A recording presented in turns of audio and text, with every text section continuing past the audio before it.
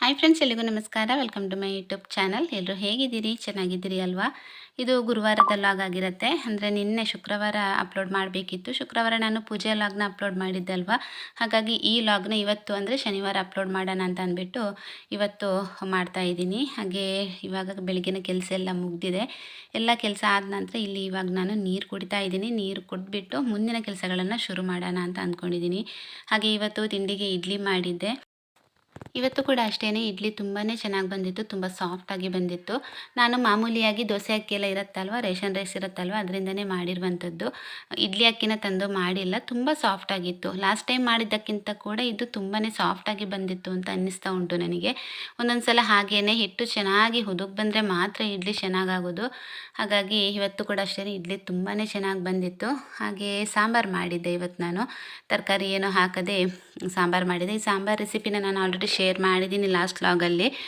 ನೀವು ಬೇಕಿದ್ರೆ ನಾನು ಲಿಂಕ್ನ ಡಿಸ್ಕ್ರಿಪ್ಷನ್ ಬಾಕ್ಸಲ್ಲಿ ಮೆನ್ಷನ್ ಮಾಡಿರ್ತೀನಿ, ಅಲ್ಲಿಂದ ನೋಡ್ಕೊಳ್ಳಿ. ತುಂಬಾ ಚೆನ್ನಾಗಿ ಬರುತ್ತೆ ಈ ರೀತಿ ಸಾಂಬಾರು ಮಾಡಿದರೆ. ಹಾಗೆಯೇ ಸ್ವಲ್ಪ ಸಣ್ಣ ಪುಟ್ಟ ಕೆಲಸಗಳೆಲ್ಲ ಇತ್ತು, ಅದನ್ನೆಲ್ಲ ಪೆಂಡಿಂಗ್ ಇತ್ತು, ಅದನ್ನೆಲ್ಲ ಮಾಡಿ ಮುಗಿಸೋಣ ಇವತ್ತಿನ ದಿನ ಅಂತ ಅಂದ್ಬಿಟ್ಟು ಮಾಡ್ತಾಯಿದ್ದೀನಿ. ಅಡುಗೆ ಕೆಲಸ ಇನ್ನೂ ಕೂಡ ಶುರು ಮಾಡಿಲ್ಲ, ಶುರು ಮಾಡ್ಕೋಬೇಕಷ್ಟೇ. ಅಡುಗೆ ಕೆಲಸ ಶುರು ಮಾಡೋದಕ್ಕಿಂತ ಮೊದಲು ಈ ಪುಟ್ಟದಾದಂತಹ ಕೆಲವೊಂದು ಪ್ಲ್ಯಾಂಟ್ಸ್ ಎಲ್ಲ ಮನೆ ಒಳಗಡೆ ಇಡ್ತೀನಿ ನಾನು. ಅದರ ನೀರೆಲ್ಲ ಚೇಂಜ್ ಮಾಡಬೇಕು. ವಾರದಲ್ಲಿ ಒಂದು ದಿವಸ ಇದರ ನೀರನ್ನೆಲ್ಲ ಚೇಂಜ್ ಮಾಡ್ತೀನಿ ನಾನು. ನೋಡಿ ಎಷ್ಟು ಚೆನ್ನಾಗಿ ಬೇರು ಬಿಟ್ಕೊಂಡಿದೆ ಅಂತ ಅಂದ್ಬಿಟ್ಟು. ಚೇಂಜ್ ಮಾಡಿದರೆ ನೀರು ವಾರಕ್ಕೊಮ್ಮೆ ಆದರೂ ಚೇಂಜ್ ಮಾಡಿದರೆ ತುಂಬಾ ಒಳ್ಳೆಯದು. ಹಾಗಾಗಿ ಚೇಂಜ್ ಮಾಡಿಬಿಟ್ಟು ಅದರ ಪ್ಲೇಸ್ಗೆ ವಾಪಸ್ ತೊಗೊಂಡೋಗಿ ಇಡ್ತಾಯಿದ್ದೀನಿ. ಈ ಥರ ಟೀ ಕಪ್ಪೆಲ್ಲ ಇರುತ್ತಲ್ವ, ನಿಮ್ಮ ಮನೆಯಲ್ಲಿ ಯೂಸ್ ಮಾಡದೇ ಇರುವಂತಹ ಟೀ ಕಪ್ ಏನಾದರೂ ಇದ್ದರೆ ಅದರಲ್ಲಿ ಕೂಡ ನೀವು ಮನಿ ಪ್ಲ್ಯಾಂಟನ್ನೆಲ್ಲ ಹಾಕಿ ಇಡ್ಬೋದು. ತುಂಬಾ ಚೆನ್ನಾಗಿ ಕಾಣಿಸುತ್ತೆ. ಒಂಥರ ಏನು ಗ್ರೀನರಿ ಮನೆಯೊಳಗಡೆ ಇದ್ದರೆ ಒಂಥರ ಅಟ್ರಾಕ್ಟಿವ್ ಆಗಿ ಕಾಣುತ್ತೆ. ಹಾಗೆ ಒಂದು ಕಪ್ನ ನಾನು ಅಡುಗೆ ಮನೆಯಲ್ಲಿ ಇಟ್ಟಿದ್ದೀನಿ. ಹಾಗೆ ಇನ್ನೊಂದು ಕಪ್ನ ನಾನು ನನ್ನ ಮಗಳ ಪುಟ್ಟದಾದಂತಹ ಒಂದು ಟೇಬಲ್ ಇದೆ, ಅವಳು ಓದ್ಕೊಳ್ಳುವಂಥದ್ದು, ಅದರ ಮೇಲ್ಗಡೆ ಇಟ್ಕೊಂಡಿದ್ದೀನಿ. ಹಾಗೆ ಇನ್ನೊಂದು ಫ್ರಿಜ್ ಮೇಲೆ ಇಟ್ಟಿದ್ದೀನಿ. ಹಾಗೆ ಇದೊಂದು ನಾನು ಹಾಲಲ್ಲಿ ಸೋಫಾ ಕಾರ್ನರಲ್ಲಿ ಇಡುವಂಥದ್ದು. ಬುದ್ಧನ ಒಂದು ಪ್ರತಿಮೆ ಇದೆಯಲ್ವ ನಮ್ಮ ಮನೆಯಲ್ಲಿ, ಸೊ ಅದರ ಹಿಂದ್ಗಡೆ ಈ ರೀತಿ ಇಡ್ತೀನಿ. ಅದೊಂದು ತುಂಬಾ ಚೆನ್ನಾಗಿ ಕಾಣಿಸುತ್ತೆ. ಬಂದವರೆಲ್ಲರೂ ಕೂಡ ಒಂದು ಸಲ ಅದನ್ನು ಹಾಗೆ ನೋಡ್ತಾ ಇರ್ತಾರೆ. ಹಾಗೆ ಇನ್ನೊಂದು ಎಲ್ಲಿ ಅಂತ ಹೇಳಿದರೆ ಡೈನಿಂಗ್ ಟೇಬಲ್ ಮೇಲೆ ಇಡ್ತೀನಿ. ಎಷ್ಟು ಮನಿ ಪ್ಲ್ಯಾಂಟ್ಸ್ ಹಾಗೆ ವಾಸ್ತು ಗಿಡಗಳನ್ನು ನಾನು ಮನೆ ಒಳಗಡೆ ಇಡ್ತೀನಿ ಅಂತಲೇ ಹೇಳ್ಬೋದು.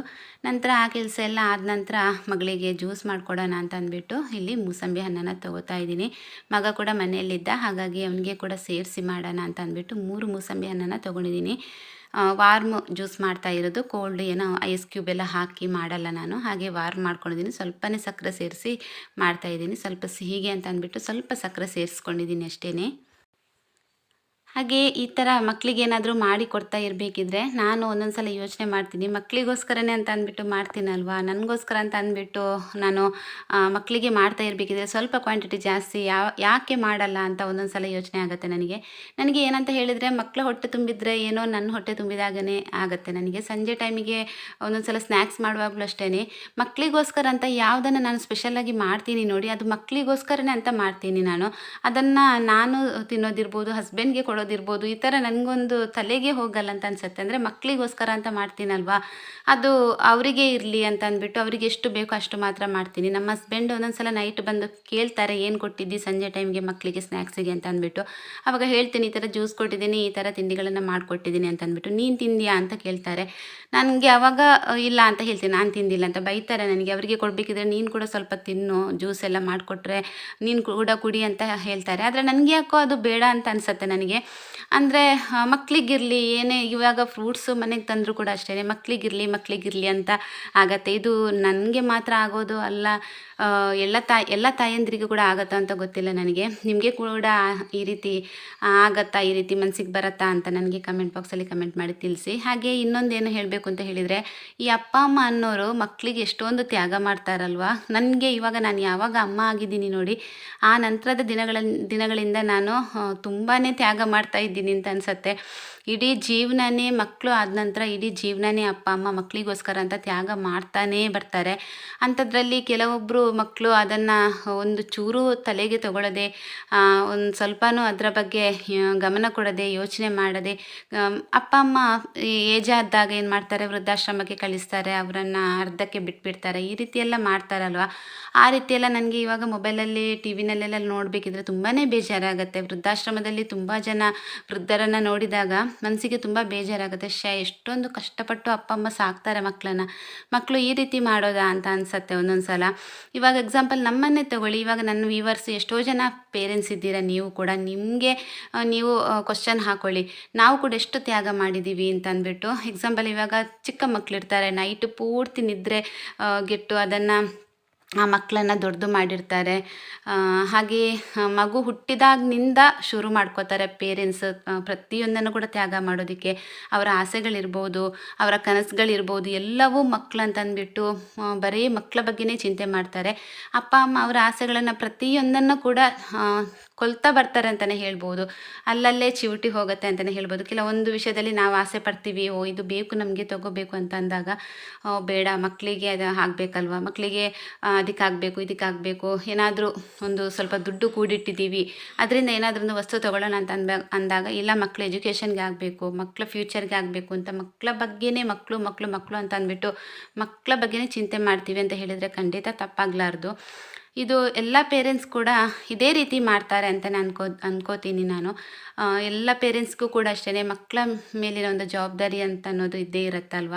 ಆದರೆ ಮಕ್ಕಳು ಕೂಡ ಅದನ್ನು ನೆನಪಿಟ್ಕೋಬೇಕು. ನನಗೆ ಬೇಜಾರಾಗೋದು ಅದೇ, ಮಕ್ಕಳಿಗೆ ನೆನಪಿರಲ್ಲ ಅದು ಎಷ್ಟು ಕಷ್ಟಪಟ್ಟಿದ್ದಾರೆ ಅಪ್ಪ ಅಮ್ಮ ಅಂತ ಅಂದ್ಬಿಟ್ಟು. ಮಕ್ಕಳಿಗೆ ಅಂದರೆ ಅವರು ಪೇರೆಂಟ್ಸ್ ಯಾವಾಗ ಆಗ್ತಾರೆ ನೋಡಿ, ಆ ಟೈಮಲ್ಲಿ ಅವರಿಗೆ ಗೊತ್ತಾಗುತ್ತೆ ನಮ್ಮ ಪೇರೆಂಟ್ಸ್ ಎಷ್ಟು ಪಟ್ಟಿದ್ದಾರೆ ಅಂತ ಅಂದ್ಬಿಟ್ಟು. ಕೆಲವೊಬ್ಬರಿಗೆ ಗೊತ್ತಾಗುತ್ತೆ, ಕೆಲವೊಬ್ಬರಿಗೆ ಅದು ಕೂಡ ಗೊತ್ತಾಗಲ್ಲ. ಅದು ತುಂಬ ಬೇಜಾರಿನ ವಿಷಯ ಅಂತ ಹೇಳ್ಬೋದು. ಇವಾಗ ಅವರು ಪೇರೆಂಟ್ಸ್ ಸ್ಥಾನದಲ್ಲಿ ನಿಂತ್ಕೊಂಡು ಯೋಚನೆ ಮಾಡಿದಾಗ ಅವ್ರಿಗೆ ಯಾಕೆ ಅರ್ಥ ಆಗಲ್ಲ. ನಾವು ಕೂಡ ಅಂದರೆ ನಮ್ಮ ಪೇರೆಂಟ್ಸ್ ಕೂಡ ಇದೇ ರೀತಿ ಕಷ್ಟಪಟ್ಟಿದ್ದಾರೆ. ಚಿಕ್ಕ ಮಕ್ಕಳನ್ನು ದೊಡ್ಡದು ಮಾಡಬೇಕಿದ್ರೆ ಹಗಲು ರಾತ್ರಿ ಕಷ್ಟಪಟ್ಟು ನಿದ್ದೆಗೆಟ್ಟು ಎಷ್ಟು ಕಷ್ಟಪಟ್ಟು ಸಾಕಿರ್ತಾರೆ. ಆ ಮಕ್ಕಳು ಹುಷಾರು ತಪ್ಪಿದಾಗ ಅವ್ರ ಜೊತೆಗೆ ನಿಂತ್ಕೊಂಡು ಅದನ್ನು ಆರೈಕೆ ಮಾಡ್ತಾ ಎಷ್ಟು ಕಷ್ಟಪಡ್ತಾರಲ್ವ. ಸ್ವಲ್ಪ ದೊಡ್ಡದಾಗ್ತಾ ಇದ್ದಾಗೆ ಮಕ್ಕಳು ಕೆಲವೊಂದು ತಪ್ಪುಗಳನ್ನು ಮಾಡ್ತಾರೆ.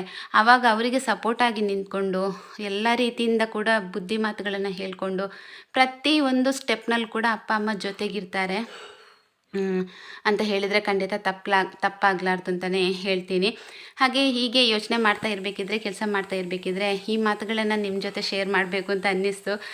ಅಪ್ಪ ಅಮ್ಮ ಅನ್ನೋರು ಮಕ್ಕಳಿಗೆ ಎಷ್ಟೊಂದು ತ್ಯಾಗ ಮಾಡ್ತಾರಲ್ವ, ನೀವು ಕೂಡ ಹೀಗೇನಾ ಅಂತ ಅಂದ್ಬಿಟ್ಟು ದಯವಿಟ್ಟು ನನಗೆ ಒಂದು ಕಮೆಂಟ್ ಬಾಕ್ಸಲ್ಲಿ ಕಮೆಂಟ್ ಮಾಡಿ ತಿಳಿಸಿ. ನನ್ನ ಈ ಮಾತು ನಿಮಗೆ ಇಷ್ಟ ಆದರೆ ಒಂದು ಹಾರ್ಟ್ ಸಿಂಬಲ್ ಆದರೂ ಕಮೆಂಟ್ ಬಾಕ್ಸಲ್ಲಿ ಕಮೆಂಟ್ ಮಾಡಿ ಅಂತ ಹೇಳ್ತೀನಿ. ಹಾಗೆ ಮಧ್ಯಾಹ್ನಕ್ಕೆ ಅಡುಗೆ ರೆಡಿ ಮಾಡ್ಕೋತಾ ಇದ್ದೀನಿ. ಅಡುಗೆಗೆ ಇವತ್ತು ಸೌತೆಕಾಯಿ ಪಲ್ಯ ಮಾಡೋಣ ಅಂತ ಅಂದ್ಬಿಟ್ಟು ಸ್ವಲ್ಪ ಬ್ಯಾಡಗಿ ಮೆಣಸು, ಒಂದು 6ರಿಂದ 7 ಬ್ಯಾಡಗಿ ಮೆಣಸು ಸಾಕು, ಒಂದು 3 ಟೇಬಲ್ ಸ್ಪೂನಷ್ಟು ಕೊತ್ತಂಬರಿ, ಆಮೇಲೆ 1 ಟೀ ಸ್ಪೂನ್ನಷ್ಟು ಮೆಂತ್ಯ, ಹಾಗೆ ಸ್ವಲ್ಪ 1 ಟೇಬಲ್ ಸ್ಪೂನಷ್ಟು ಜೀರಿಗೆ, ಇಷ್ಟನ್ನು ತೊಗೊಂಡಿದ್ದೀನಿ. ಸ್ವಲ್ಪ ತೆಂಗಿನ ತುರಿ ತೊಗೊಂಡಿದ್ದೀನಿ. ಸೌತೆಕಾಯಿನ ನೀಟಾಗಿ ಕಟ್ ಮಾಡಿ ಇಟ್ಕೊಂಡಿದ್ದೀನಿ. ಇವಾಗ ಮಸಾಲೆ ಎಲ್ಲ ಪೌಡರ್ ರೆಡಿ ಮಾಡಿದ್ದಾಗಿದೆ. ಸೌತೆಕಾಯಿನ ನಾನು ಕಟ್ ಮಾಡಿಬಿಟ್ಟು ಸ್ವಲ್ಪ ಉಪ್ಪು ಹಾಕಿ ಚೆನ್ನಾಗಿ ಒಂದು 15 ಮಿನಿಟ್ಸ್ ಹಾಗೆ ತೆಗೆದಿಟ್ಟಿದ್ದೆ. ಯಾಕಂತ ಹೇಳಿದರೆ ಅದು ಸ್ವಲ್ಪ ಕಹಿ ಇತ್ತು, ಕಹಿ ಅಂಶ ಬಿಡಲಿ ಅಂತ ಅಂದ್ಬಿಟ್ಟು ನೀರಲ್ಲಿ ಹಾಕಿಟ್ಟಿದ್ದೆ. ಸೊ ಅದು ನಂತರ ಅದನ್ನು ಒಂದು 2ರಿಂದ 3 ಸಲ ವಾಶ್ ಮಾಡ್ಕೋಬೇಕು. ಆವಾಗ ಅದರ ಕಹಿ ಪೂರ್ತಿ ಹೊರಟೋಗುತ್ತೆ. ಈಗ ರೆಡಿ ಮಾಡಿ ಇಟ್ಟಂತಹ ಮಸಾಲೆ ಸಾಮಗ್ರಿ ಇತ್ತಲ್ವ, ಅದನ್ನೆಲ್ಲ ಪೌಡ್ರ್ ಮಾಡಿಕೊಂಡು ಇವಾಗ ಅದನ್ನು ಕೂಡ ರೆಡಿ ಮಾಡಿ ಇಟ್ಕೊಂಡಿದ್ದೀನಿ. ತೆಂಗಿನಕಾಯಿ ಕೂಡ ತುರ್ಕೊಂಡು ರೆಡಿ ಮಾಡಿ ಇಟ್ಕೊಂಡಿದ್ದೀನಿ. ತೆಂಗಿನಕಾಯಿ ಎಷ್ಟು ಅಂತ ಹೇಳಿದರೆ ಒಂದು ಕಪ್ ಅಳತೆಯಲ್ಲಿ ಹೇಳಬೇಕು ಅಂತ ಹೇಳಿದರೆ ಒಂದು ಅರ್ಧ ಕಪ್ ಸಾಕಾಗುತ್ತೆ, ಜಾಸ್ತಿ ಬೇಡ. ಸೌತೆಕಾಯಿ ಒಂದು 3/4 ಸೌತೆಕಾಯಿಯಷ್ಟು ಹಾಕ್ಕೊಂಡಿದ್ದೀನಿ. ಒಂದು ಸ್ವಲ್ಪ ಸೌತೆಕಾಯಿನ ಉಪ್ಪಿನಕಾಯಿ ಮಾಡೋದಕ್ಕೆ ಅಂತ ಅಂದ್ಬಿಟ್ಟು ತೆಗೆದಿಟ್ಟಿದ್ದೆ ಅಷ್ಟು. ಹಾಗೆ ಇವಾಗ ಒಂದು ಕುಕ್ಕರ್ ಇಟ್ಕೊಂಡು ಒಗ್ಗರಣೆ ರೆಡಿ ಮಾಡ್ತಾ ಇದ್ದೀನಿ. ಒಗ್ಗರಣೆಗೆ ನಾನು ಉದ್ದಿನಬೇಳೆ, ಸಾಸಿವೆ, ಆಮೇಲೆ ಕರಿಬೇವು, ಸ್ವಲ್ಪ ಬೆಳ್ಳುಳ್ಳಿ ಎಲ್ಲ ಹಾಕಿಬಿಟ್ಟು ಒಗ್ಗರಣೆ ರೆಡಿ ಮಾಡಿಕೊಂಡೆ. ನಂತರ ನಾನು ಹುರಿದು ಪುಡಿ ಮಾಡಿ ಇಟ್ಕೊಂಡಿದ್ದೀನಲ್ವ, ಮಸಾಲೆಗಳನ್ನು ಹಾಕ್ತಾಯಿದ್ದೀನಿ. ಈ ಮಸಾಲೆ ಹಾಕಿಬಿಟ್ಟು ಸ್ವಲ್ಪ ಫ್ರೈ ಮಾಡ್ಕೋಬೇಕು. ಯಾಕಂತ ಹೇಳಿದರೆ ನಾನು ಆಲ್ರೆಡಿ ಇಂಗ್ರೀಡಿಯೆಂಟ್ಸ್ನ ಹುರ್ಕೊಂಡಿದ್ದೀನಿ, ನಿಮಗೆ ಹುರ್ಕೊಂಡಿದ್ದನ್ನು ತೋರಿಸಿಲ್ಲ ಅಷ್ಟೇ. ಎಲ್ಲವನ್ನು ಹುರ್ಕೊಂಡು ನಾನು ರೆಡಿ ಮಾಡಿ ಇಟ್ಟಿರುವಂಥದ್ದು. ಆದ್ದರಿಂದ ಜಾಸ್ತಿ ಫ್ರೈ ಆಗೋದು ಬೇಡ, ಸ್ವಲ್ಪ ಇದನ್ನು ನೀವು ಫ್ರೈ ಮಾಡಿದ್ರೆ ಆಯಿತು. ನಂತರ ತೆಂಗಿನ ತುರಿ ಹಾಕ್ತೀರಲ್ವ, ತೆಂಗಿನ ತುರಿ ಹಾಕಿದ ನಂತರ ಒಂದು 3 to 4 ಮಿನಿಟ್ಸ್ ಇದನ್ನು ಲೋ ಫ್ಲೇಮಲ್ಲಿ ಇಟ್ಕೊಂಡು ಫ್ರೈ ಮಾಡ್ಕೋಬೇಕು. ಈ ತೆಂಗಿನ ತುರಿ ಚೆನ್ನಾಗಿ ಫ್ರೈ ಮಾಡಬೇಕು. ಇವಾಗ ನಿಮಗೆ ಗೊತ್ತಾಗುತ್ತೆ, ಅದನ್ನು ಫ್ರೈ ಮಾಡ್ತಾ ಇರಬೇಕಿದ್ರೆ ಮನೆ ಪೂರ್ತಿ ಅಂತ ಪರಿಮಳ ಬರ್ತಾ ಇರುತ್ತೆ. ಸೊ ಆವಾಗ ಫ್ರೈ ಆಗಿದೆ ಅಂತ ಅರ್ಥ. ನಂತರ ಇದಕ್ಕೆ ಸ್ವಲ್ಪ ಬೆಲ್ಲ ಹಾಗೆ ರುಚಿಗೆ ಬೇಕಾದಷ್ಟು ಉಪ್ಪನ್ನು ಹಾಕ್ಕೊಂಡು ನೀಟಾಗಿ ಒಂದು ಸಲ ಫ್ರೈ ಮಾಡ್ಕೊಂಡ್ರೆ ಆಯಿತು.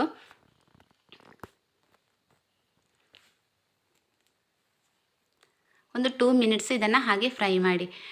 ಈ ಫ್ರೈ ಆದ ನಂತರ ಇವಾಗ ನಾನು ಕಟ್ ಮಾಡಿಟ್ಟಂಥ ಸೌತೆಕಾಯಿನ ಹಾಕ್ತಾಯಿದ್ದೀನಿ. ಸೌತೆಕಾಯಿ ಹೇಗೆ ಅಂತ ಹೇಳಿದರೆ ತೆಳ್ಳಗೆ ಕಟ್ ಮಾಡ್ಕೋಬೇಕು, ಚಿಕ್ಕ ಚಿಕ್ಕ ಪೀಸ್ ಥರ ಕಟ್ ಮಾಡ್ಕೋಬೇಕು.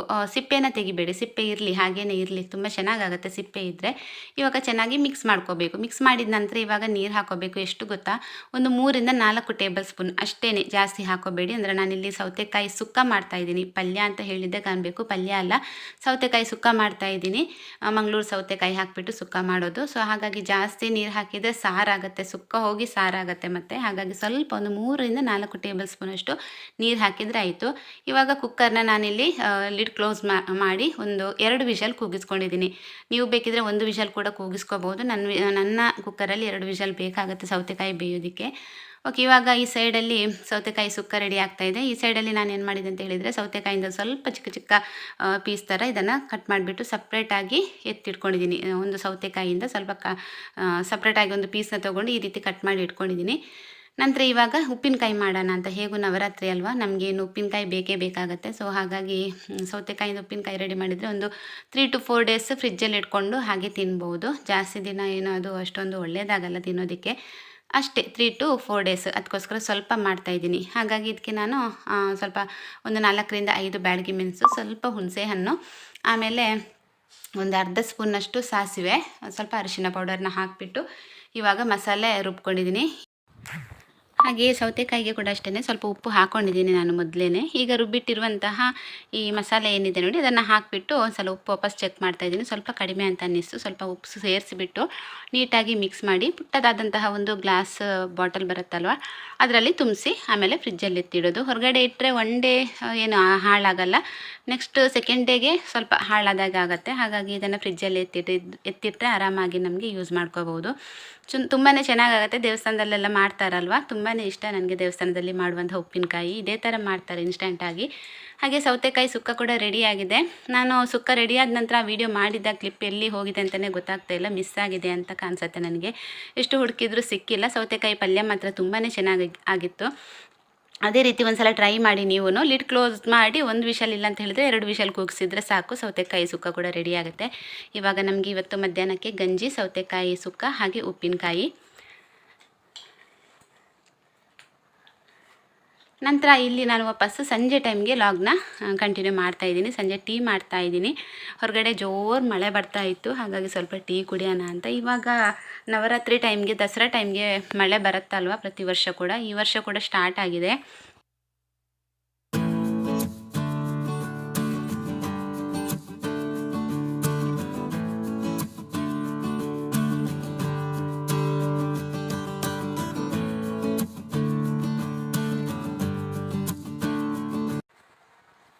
ಹಾಗೆ ಟೀ ಎಲ್ಲ ಕುಡ್ದಾದ ನಂತರ ನಮ್ಮ ದೊಡ್ಡ ಮನೆ ಇದೆ, ಸ್ವಲ್ಪ ನಮ್ಮ ಮನೆಗಿಂತ ಕೆಳಗೆ ಇದೆ ನಮ್ಮ ದೊಡ್ಡ ಮನೆ. ಅಂದರೆ ನಾವೆಲ್ಲರೂ ಕೂಡ ಮದುವೆಯಾಗಿ ಫಸ್ಟ್ ಬಂದಿರುವಂತಹ ಮನೆ ಅದು. ನಮ್ಮ ಅತ್ತೆ ಮಾವ ಇದ್ದಂತಹ ಮನೆ ಅಂತ ಹೇಳ್ಬೋದು. ಆ ಮನೆಗೆ ಅಂತ ಬಂದಿದ್ದೀನಿ, ಕೆಳಗೆ ಬಂದಿದ್ದೀನಿ. ಸ್ವಲ್ಪ ಹೂವು ಬೇಕಿತ್ತು ನನಗೆ ಸಂಜೆ ಟೈಮ್ಗೆ ದೇವ್ರಿಗೆ ಇಡೋದಕ್ಕೆ ಅಂತ ಅಂದ್ಬಿಟ್ಟು. ಮನೆಯಲ್ಲಿ ಹೂವು ಯಾವುದು ಕೂಡ ಇರಲಿಲ್ಲ. ಇಲ್ಲಿ ಮೀಸೆ ಹೂವು ಅಂತ ಹೇಳ್ತಾರಲ್ವ, ಅದಿತ್ತು ನಮ್ಮ ಅತ್ತೆ ಮನೆಯಲ್ಲಿ. ಹಾಗಾಗಿ ಅಲ್ಲಿಂದ ತೊಗೊಂಡೋಗೋಣ ಅಂತ ಅಂದ್ಬಿಟ್ಟು ಕೆಳಗಡೆ ಬಂದಿದ್ದೀನಿ. ಈಗ ಇಲ್ಲಿ ಹೂವು ಕೊಯ್ತಾ ಇದ್ದೀನಿ. ಮಕ್ಕಳು ಆಟ ಆಡ್ತಾ ಇದ್ದಾರೆ, ತುಂಬ ಮಕ್ಕಳಿದ್ದಾರೆ. ನಮ್ಮ ಮೈದ್ನನ ಮಕ್ಕಳೆಲ್ಲ ಇದ್ದಾರೆ. ಅವರೆಲ್ಲ ಸಂಜೆ ಟೈಮ್ಗೆ ಈ ರೀತಿ ನೋಡಿ ಮನೆ ಹೊರಗಡೆ ಬಂದು ಚೆನ್ನಾಗಿ ಎಂಜಾಯ್ ಮಾಡ್ತಾರೆ. ಅವರನ್ನು ನೋಡ್ತಾ ಇರಬೇಕಿದ್ರೆ ನಾವು ಚಿಕ್ಕವರು ಇರಬೇಕಿದ್ದು ಕೆಲವೊಂದು ದಿನಗಳೆಲ್ಲ ನೆನಪಿಗೆ ಬಂತು ನನಗೆ. ನಾವು ಕೂಡ ಹಾಗೇ ತುಂಬಾ ಆಟ ಆಡ್ತಾ ಇದ್ವಿ. ಇವಾಗಿನ ಮಕ್ಕಳು ನಾವು ಆಟ ಆಡಿದಂತಹ ಒಂದು 10% ಆಟ ಆಡ್ತಾರೆ ಅಂತ ಕಾಣಿಸುತ್ತೆ, ಅಷ್ಟೇ. ಜಾಸ್ತಿ ಏನೂ ಆಟ ಆಡಲ್ಲ ಈಗಿನ ಮಕ್ಕಳು. ಬೇಗನೆ ಟಯರ್ಡ್ ಆಗ್ತಾರೆ. ಎನರ್ಜಿನೇ ಇಲ್ಲ ಅಂತ ಅನ್ನಿಸ್ತಾ ಉಂಟು ನನಗೆ ಇವಾಗಿನ ಮಕ್ಕಳಿಗೆ. ಮೊದಲೆಲ್ಲ ನಾವು ಹಾಗಲ್ಲ, ಇಷ್ಟು ಬೆಳಿಗ್ಗೆ ಹೋದವರು ಮಧ್ಯಾಹ್ನ ಬರೋದು ಊಟ ಟೈಮ್ಗೆ ಮನೆಗೆ, ನಂತರ ವಾಪಸ್ ಮಧ್ಯಾಹ್ನ ಊಟ ಮಾಡಿ ಹೋದವರು ಸಂಜೆಗೆ ಮನೆಗೆ ಬರೋದು. ಹಾಗಿತ್ತು. ಹಾಗೆ ಅಕ್ಕಂದಿರಿದ್ರು, ಅವ್ರ ಹತ್ರ ಮಾತಾಡ್ತಾ ಇದ್ದೆ ನಾನು. ಅಕ್ಕ, ನಮ್ಮದು ಮೈದುನನ ಹೆಂಡತಿ, ತಂಗಿ ಎಲ್ಲ ಇದ್ದರು. ಅವ್ರ ಜೊತೆ ಸ್ವಲ್ಪ ಮಾತಾಡಿ ಹಾಗೆ ಹೂಗಳನ್ನೆಲ್ಲ ನೋಡ್ತಾ ನೋಡಿ, ಇದು ನೋಡಿ ಎಷ್ಟು ಚೆನ್ನಾಗಿದೆ ಅಲ್ವಾ ಈ ಹೂವು. ಕೋರಿಕೊಟ್ಟು ಅಂತ ಹೇಳ್ತೀವಿ, ನಮ್ಮ ತುಳು ಭಾಷೆಯಲ್ಲಿ ಕೋರಿಕೊಟ್ಟು ಅಂತ ಹೇಳ್ತೀವಿ. ಕನ್ನಡದಲ್ಲಿ ಏನು ಹೇಳ್ತಾರೆ ಅಂತ ಗೊತ್ತಿಲ್ಲ. ತುಂಬಾ ಚೆನ್ನಾಗಿದೆ, ಒಂಥರ ಡಾರ್ಕ್ ಪಿಂಕ್ ಕಲರಲ್ಲಿತ್ತು. ಇದನ್ನು ದೇವರಿಗೆಲ್ಲ ಮುಡ್ಸಲ್ಲ ಅಂತ ಕಾಣಿಸುತ್ತೆ, ಇದು ಗಿಡದಲ್ಲೇ ಇರುತ್ತೆ. ಇದು ನಮ್ಮ ದೊಡ್ಡ ಮನೆ ನೋಡಿ, ನಾವೆಲ್ಲರೂ ಕೂಡ ಮದುವೆಯಾಗಿ ಬಂದಂತಹ ಮನೆ ಇದು. ಇಲ್ಲಿ ಅಕ್ಕ ಇದ್ದಾರೆ, ಹಾಗೆ ನಿಂತ್ಕೊಂಡು ಹೂ ಕೊಯ್ತಾ ಮಾತಾಡ್ತಾ ಇದ್ದೆ ನಾನು. ನಾವೆಲ್ಲರೂ ಕೂಡ ಮದುವೆಯಾಗಿ ಅದೇ ಮನೆಗೆ ಬಂದಿದ್ದು 6 ಜನ ಅಣ್ಣ ತಮ್ಮಂದಿರು. ನಮ್ಮ ಹಸ್ಬೆಂಡ್ ಅವರ ಅಣ್ಣ ತಮ್ಮಂದಿರು ಅಂದರೆ 6 ಜನ ಇದ್ದೀವಿ. 6 ಜನ ಹುಡುಗಿರು ನಾವು ಮದುವೆಯಾಗಿ ಬಂದಿದ್ದೀವಿ. ಎಲ್ಲರೂ ಕೂಡ ಅಲ್ಲೇ ಆ ಮನೆಗೇ ಬಂದು ಅಲ್ಲೇ ಸಂಸಾರ ಮಾಡಿ ನಂತರ ನಾವು ಸಪ್ರೇಟ್ ಆಗಿದ್ದು ಅಂತಲೇ ಹೇಳ್ಬೋದು. ಹಾಗಾಗಿ ಈ ಮನೆ ನೋಡ್ತಾ ಇದ್ದರೆ ಈ ಮನೆಯಲ್ಲಿ ಕಳೆದಿರುವಂತಹ ಕೆಲವೊಂದು ಖುಷಿಯಾದ ಕ್ಷಣಗಳು ಹಾಗೆ ನೆನಪಿಗೆ ಬರ್ತಾ ಇರುತ್ತೆ. ಸೊ ಹಾಗಾಗಿ ಇವಾಗೆಲ್ಲ ಹೂವು ಕೊಯ್ದು ನಾನು ವಾಪಸ್ ನಮ್ಮ ಮನೆಗೆ ಬಂದಿದ್ದೀನಿ. ಈ ಥರ ನಾನು ಹೂವು ಇಡ್ತೀನಲ್ವ ಡೈನಿಂಗ್ ಟೇಬಲಲ್ಲಿ, ಬುದ್ಧನ ಎದುರುಗಡೆಲ್ಲ ಹೂವು ಇಡ್ತೀನಿ. ಎಲ್ಲವೂ ಖಾಲಿಯಾಗಿತ್ತು. ಅದೇನೋ ಖಾಲಿ ಅಂತ ಅನ್ನಿಸ್ತಾ ಇತ್ತು. ನಮ್ಮ ಮನೆಯಲ್ಲಿ ಯಾವುದೇ ಹೂವು ಈಗ ಆಗ್ತಾ ಇಲ್ಲ. ಇನ್ನು ಸ್ವಲ್ಪ ದಿನ ಆದ ನಂತರ ದಾಸವಾಳೆಲ್ಲ ಆಗುತ್ತೆ, ಮೊಗ್ಗು ಬಿಟ್ಟಿದೆ ತುಂಬಾ. ಇವಾಗ ಏನೂ ಇಲ್ಲ ಅಂತ ಅಂದ್ಬಿಟ್ಟು ಹಾಗೆ ಕೆಳಗಡೆ ಹೋಗಿದ್ದೆ. ಕೆಳಗಡೆ ಹೋದರೆ ನಮ್ಮ ಮನೆ ಅಂದರೆ ಅತ್ತೆ ಮನೆ ಹತ್ತಿರ ಎಲ್ಲ ತುಂಬಾ ಹೂಗಳಿದೆ. ಅಲ್ಲಿಂದ ತೊಗೊಂಡು ಬರ್ತೀನಿ. ಹಾಗೆ ತಂದು ಇವಾಗ ಹಾಕ್ತಾ ಇದ್ದೀನಿ. ಈ ಥರ ಮನೆಯಲ್ಲಿ ಹೂಗಳನ್ನು ಹಾಕ್ತಾಯಿದ್ರೆ ಕಲರ್ಫುಲ್ಲಾಗಿ ಕಾಣಿಸ್ತಾ ಇರುತ್ತಲ್ವ. ಆ ಕಡೆ ಈ ಕಡೆ ಓಡಾಡ್ತಾ ಇರ್ತೀವಿ. ಆವಾಗ ನಾವು ಸಡನ್ನಾಗಿ ಒಂದ್ಸಲ ಡೈನಿಂಗ್ ಟೇಬಲ್ ಮೇಲೆ ನಮ್ಮ ಕಣ್ಣು ಹೋಗುತ್ತೆ.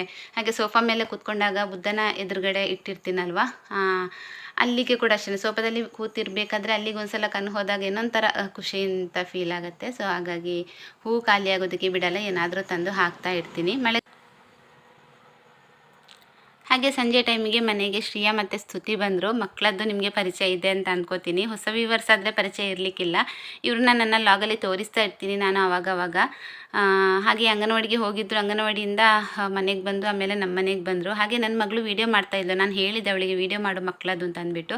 ಅವಳು ಹಾಗೆ ವೀಡಿಯೋ ಮಾಡ್ತಾಯಿದ್ಲು. ಇವರಿಬ್ಬರು ಮಕ್ಕಳು ಕೂಡ ಆಟ ಆಡ್ತಾಯಿದ್ರು, ಹಾಗೆ ಮಾತಾಡ್ತಾಯಿದ್ರು. ನನ್ನ ಹತ್ರ ಒಂದು ಸಲ ಬಂದು ನನ್ನ ಹತ್ರ ಮಾತಾಡಿ ಹೋದರು. ಈ ಥರ ಮಾಡ್ತಾಯಿದ್ರು. ಹಾಗೆ ಸಡನ್ನಾಗಿ ಸ್ತುತಿ ಏನು ಮಾಡಿದ್ಲು ಅಂತ ಹೇಳಿದರೆ ಓಡಿದ್ಲು. ನೋಡಿ ನಿಮಗೆ ಕಾಣ್ತಾ ಇರ್ಬೋದು, ಆದ್ರೂ ವೀಡಿಯೋ ಮಾಡ್ತಾ ಇದ್ದಾಳೆ. ಓಡಿ ಸಡನ್ನಾಗಿ ಬಿದ್ದಲು. ಪಾಪತ್ತು ಗಾಯ ಆಗಿತ್ತು ಕಾಲಿಗೆಲ್ಲ. ನಂತರ ಮನೆ ಕರ್ಕೊಂಡು ಬಂದು ಅದಕ್ಕೆ ಮದ್ದೆಲ್ಲ ಹಚ್ಚಿದೆ ನಾನು. ಸ್ವಲ್ಪ ರಕ್ತ ಕೂಡ ಬರ್ತಾಯಿತ್ತು. ತುಂಬಾ ಕೂಗ್ತಾ ಇತ್ತು ಮಗು. ಹಾಗೆ ನಂತರ ಇಲ್ಲಿ ನೈಟ್ ವಾಪಸ್ ಲಾಗ್ನ ಕಂಟಿನ್ಯೂ ಮಾಡ್ತಾ ಇದ್ದೀನಿ. ಹಸ್ಬೆಂಡ್ ಹೂವು ತಂದಿದ್ದರು. ಇವತ್ತು ಗುರುವಾರ ಅಲ್ವ, ನಾಳೆ ಶುಕ್ರವಾರಕ್ಕೆ ಬೇಕು ಅಂತ ಅಂದ್ಬಿಟ್ಟು ತಂದಿದ್ದರು. ರೋಸ್ ತರಲಿ ಕೇಳಿದ್ದೆ ನಾನು, ಫ್ಲವರ್ ವಾಶ್ಗೆಲ್ಲ ಹಾಕೋದಕ್ಕಾಗತ್ತೆ ಅಂತ ಅಂದ್ಬಿಟ್ಟು. ಸೊ ಹಾಗಾಗಿ ಸೇವಂತಿಗೆ ತಂದಿದ್ದರು. ಸೇವಂತಿಗೆ ನೋಡೋದಕ್ಕೆ ಫ್ರೆಶ್ ಆಗಿತ್ತು, ಬಟ್ ಏನಂತ ಹೇಳಿದರೆ ತುಂಬಾ ಉದುರ್ತಾ ಇತ್ತು. ಅದು ಫ್ರಿಜ್ಜಲ್ಲಿಟ್ಟಿರುವುದು ಕೊಟ್ಟಿದ್ದಾರೋ ಅಲ್ಲ ಫ್ರೆಶ್ ಆಗಿರುವಂಥದ್ದು ಕೊಟ್ಟಿದ್ದಾರೋ ಏನೋ ಅಂತ ಗೊತ್ತಿಲ್ಲ. ನಾವು ತೆಗಿಬೇಕಿದ್ರೆ ಉದುರ್ತಾ ಇತ್ತು, ತುಂಬಾ ಎಸ್ಲೆಲ್ಲ ಉದುರಿ ಹೋಗ್ತಾ ಇತ್ತು. ಹಾಗೆ ಅದಕ್ಕೆ ಸ್ವಲ್ಪ ನೀರನ್ನು ಹಾಕಿಬಿಟ್ಟು ಹೊರಗಡೆ ಹನಿಗಿಡ್ತೀನಿ. ಹನಿಗಿಟ್ಟರೆ ತುಂಬಾ ಫ್ರೆಶ್ ಆಗಿರುತ್ತೆ. ಫ್ರಿಜ್ಜಲ್ಲಿ ಇಡೋದಕ್ಕಿಂತ ಹನಿಗಿಟ್ಟರೆ ತುಂಬಾ ಫ್ರೆಶ್ ಆಗಿರುತ್ತೆ. ಹಾಗಾಗಿ ಹನಿಗಿಡ್ತೀನಿ, ಹೊರಗಡೆ ಇಡ್ತೀನಿ. ನಂತರ ಇಲ್ಲಿ ಬ್ರೆಡ್ ತಂದಿದ್ದರು. ಆಮೇಲೆ ನಮ್ಮ ಮಾಧವಿಗೆ ಅಂತ ಅಂದ್ಬಿಟ್ಟು ಏನೋ ಚುಕ್ಕಿ ತಂದಿದ್ದರು, ಕಡಲೆಕಾಯಿದ್ದು ಚುಕ್ಕಿ ತಂದಿದ್ದರು. ಇದು ತುಂಬ ಒಳ್ಳೆಯದು ಮಕ್ಕಳಿಗೆ, ಹೆಲ್ತಿಗೆ ಕೂಡ. ಬೆಲ್ಲ ಹಾಗೆ ಕಡಲೆಕಾಯಿ ಹಾಕಿರ್ತಾರೆ, ಅದರಿಂದ ಏನು ತೊಂದರೆ ಇಲ್ಲ. ಅದನ್ನು ಆರಾಮಾಗಿ ಮಕ್ಕಳಿಗೆ ಕೊಡ್ಬೋದು ಹುಷಾರಿಲ್ಲದ ಟೈಮಲ್ಲಿ ಕೂಡ. ನಂತರ ಸ್ವಲ್ಪ ಮೆಣಸು ಖಾಲಿಯಾಗಿತ್ತು, ಹಾಲು ಬೇಕಿತ್ತು, ಇಷ್ಟನ್ನು ತಂದಿದ್ದಾರೆ. ನಂತರ ಸೋಪು ಕೂಡ ಖಾಲಿಯಾಗಿತ್ತು. ನಾನು ಯೂಸ್ ಮಾಡುವಂಥ ಸೋಪ್ ಅಂತ ಹೇಳಿದರೆ ಇದೆ 707. ಇದು ತುಂಬ ಲೈಟ್ ಡಿಟರ್ಜೆಂಟ್ ಆಗಿರುತ್ತೆ, ಸ್ಟ್ರಾಂಗ್ ಇರೋದಿಲ್ಲ. ಹಾಗಾಗಿ ಕೈಗೆಲ್ಲ ಏನೂ ಎಫೆಕ್ಟ್ ಆಗಲ್ಲ ಇದರಲ್ಲಿ ಹೋಗಿದರೆ. ನನಗೆ ಸ್ವಲ್ಪ ಸ್ಟ್ರಾಂಗ್ ಡಿಟರ್ಜೆಂಟ್ ಇರುವಂತಹ ಸೋಪೆಲ್ಲ ಯೂಸ್ ಮಾಡಿದರೆ ಕೈಗೆಲ್ಲ ತುಂಬಾ ಎಫೆಕ್ಟ್ ಆಗುತ್ತೆ. ಕೈ ಸ್ವಲ್ಪ ಏನೋ ಒಂಥರ ಉರಿ ಬಂದಾಗುತ್ತೆ. ಹಾಗಾಗಿ ನಾನು ಇದನ್ನೇ ಯೂಸ್ ಮಾಡ್ತೀನಿ. ಇದೇ ಸೆಟ್ ಆಗಿದೆ ನನಗೆ. ಇವಾಗ ಹೂವು ಕವರ್ ಒಳಗಡೆ ಇದೆ ಅಲ್ವಾ, ಅದರೊಳಗಡೆ ಸ್ವಲ್ಪ ನೀರನ್ನು ಚಿಮ್ಕಿಸಿ ಆಮೇಲೆ ಹೊರಗಡೆ ಹನಿಗಿಡ್ತೀವಿ.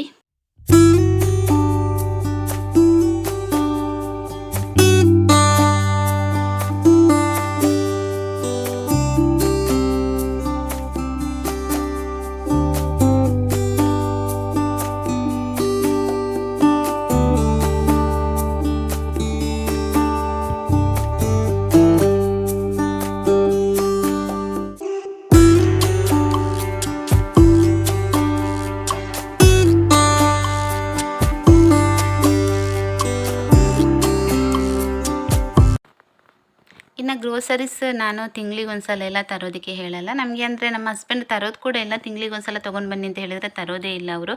ಅವರಿಗೆ ಅಂದರೆ ತಿಂಗಳ ಸಂಬಳ ಅಲ್ವಾ, ತಿಂಗಳಿಗೆ ಅವರಿಗೆ ಸ್ಯಾಲ್ರಿ ಬರಲ್ಲ, ಅವರಿಗೆ ದಿನ ಸ್ಯಾಲ್ರಿ ಬರುತ್ತೆ. ಸೊ ಹಾಗಾಗಿ ದಿನ ಮನೆಗೆ ಬರ್ತಾ ಏನಾದರೂ ಈ ಥರ ಗ್ರೋಸರೀಸ್ ಎಲ್ಲ ಖಾಲಿಯಾದಾಗ ತರ್ತಾರೆ. ತಿಂಗ್ಳಿಗೆ ಒಂದು ಸಲ ಸ್ಯಾಲ್ರಿ ಬರೋದಾದರೆ ತಿಂಗ್ಳಿಗೆ ಒಂದು ಸಲ ಆರಾಮಾಗಿ ನಾವು ಗ್ರೋಸರೀಸ್ನ ತರ್ಬೋದು. ಬಟ್ ಇವರಿಗೆ ಏನಂತ ಹೇಳಿದರೆ ದಿನ ಅವರ ವರ್ಕ್ಶಾಪಲ್ಲಿ ದಿನ ಅವರ ಕೈಗೆ ದುಡ್ಡು ಬರುತ್ತಲ್ವ. ಸೊ ಹಾಗಾಗಿ ಸ್ವಲ್ಪ ಬರ್ತಾ ಇರಬೇಕಿದ್ರೆ ಸ್ವಲ್ಪ ಸ್ವಲ್ಪ ತರ್ತಾರೆ. ಅದು ನನಗೆ ಗೊತ್ತಾಗಲ್ಲ. ಇಲ್ಲ ಅಂತ ಹೇಳಿದರೆ ತಿಂಗಳಿಗೆ ಒಂದೇ ಸಲ ನೀನು ಇಷ್ಟು ದುಡ್ಡಲ್ಲಿ ಇಷ್ಟು ಕೊಟ್ಟರೆ ಅದು ಕಷ್ಟ ಆಗುತ್ತೆ ನನಗೆ ತರೋದಕ್ಕೆ ಅಂತ ಅಂದ್ಬಿಟ್ಟು ಹಾಗೆ ದಿನ ಬರ್ತಾ ಇರಬೇಕಿದ್ರೆ ಫೋನ್ ಮಾಡಿ ಕೇಳ್ತಾರೆ ಏನು ತರಬೇಕು ಅಂತ ಅಂದ್ಬಿಟ್ಟು ಅಲ್ಲಿಂದ ಸ್ವಲ್ಪ ಸ್ವಲ್ಪನೇ ತರ್ತಾ ಇರ್ತಾರೆ. ಹಾಗೆ ಡ್ರೈ ಫ್ರೂಟ್ಸ್ ನೆನೆಸಿ ಹಾಕಿದ್ದೆ, ಬೆಳಿಗ್ಗೆನೇ ನೆನೆಸಿಟ್ಟಿದ್ದೆ. ಮಕ್ಕಳು ತಿಂತಾರೆ ಅಂತ ಅಂದ್ಬಿಟ್ಟು. ಅವರು ಎಲ್ಲಿ ತಿಂತಾರೆ ಹೇಳಿ, ನಮ್ಮ ಮಾಧವಿಗಂತೂ ಇಷ್ಟನೇ ಇಲ್ಲ ಡ್ರೈ ಫ್ರೂಟ್ಸು. ಅದರಿಂದ ಇನ್ನೇನಾದರೂ ಲಡ್ಡು ಈ ಥರ ಎಲ್ಲ ಮಾಡಿ ಕೊಡಬೇಕು, ಅವಳಿಗೆ ಮಾಡಿಕೊಟ್ಟರೆ ತಿಂತಾಳೆ ಏನೋ. ಇಲ್ಲಾಂತ ಹೇಳಿದರೆ ಡ್ರೈ ಫ್ರೂಟ್ಸು ನೀರಲ್ಲಿ ನೆನೆಸಿಟ್ಟಿರುವಂಥ ಡ್ರೈ ಫ್ರೂಟ್ಸು ತಿನ್ನಲ್ಲ ಅವಳು. ನನ್ನ ಮಗ ಆದರೆ ತಿಂತಾನೆ, ಅವನಿಗೆ ಅದರ ಬೆನಿಫಿಟ್ಸ್ ಗೊತ್ತಿದೆ, ಏನು ಏನಕ್ಕೆಲ್ಲ ಒಳ್ಳೆಯದು ಅದನ್ನು ತಿಂದರೆ ಅಂತ ಅಂದ್ಬಿಟ್ಟು. ಇವಳಿಗೆ ಅದು ಗೊತ್ತಿಲ್ಲ, ಅದರಿಂದ ಅವಳು ತಿನ್ನಲ್ಲ. ಅವನಿಗೆ ಗೊತ್ತಿರೋದ್ರಿಂದ ಅವನು ತಿಂತಾನೆ ಅಂತ ಅನಿಸುತ್ತೆ ನನಗೆ. ಸೊ ಹಾಗಾಗಿ ಇನ್ನು ಮಲಗೋ ತನಕ ಕೆಲಸ ಮುಗಿಯಲ್ಲ ಸ್ನೇಹಿತರೆ. ಬೆಳಿಗ್ಗೆ ಶುರು ಮಾಡಿದರೆ ಸಂಜೆ ತನಕ ಬರೀ ಕೆಲಸನೇ ಆಗೋಗುತ್ತೆ. ಬಟ್ಟೆಗಳನ್ನು ಹಾಗೆ ಫೋಲ್ಡ್ ಮಾಡಿ ಎತ್ತಿಟ್ಟಿದ್ದೆ, ತುಂಬಾ ಬಟ್ಟೆಗಳಿತ್ತು. ಹಾಗಾಗಿ ಇವಾಗ ಅದನ್ನೆಲ್ಲ ನೀಟಾಗಿ ಮಡಚಿ ಅದರ ಜಾಗಕ್ಕೆ ಸೇರಿಸ್ತಾ ಇದ್ದೀನಿ. ಹಾಗೆಯೇ ಈ ವಿಡಿಯೋನ ಕೂಡ ಇಲ್ಲಿಗೆ ಎಂಡ್ ಮಾಡ್ತಾ ಇದ್ದೀನಿ. ವಿಡಿಯೋ ಇಷ್ಟ ಆಗ್ತಾ ಇದ್ದರೆ ನಿಮಗೆ ವಿಡಿಯೋಗೊಂದು ಲೈಕ್, ಶೇರ್, ಕಮೆಂಟ್ ಮಾಡೋದನ್ನು ಮಾತ್ರ ಮರಿಬೇಡಿ. ಹಾಗೆ ಸಿಗ್ತೀನಿ ನೆಕ್ಸ್ಟ್ ವ್ಲಾಗಲ್ಲಿ. ಬಾಯ್.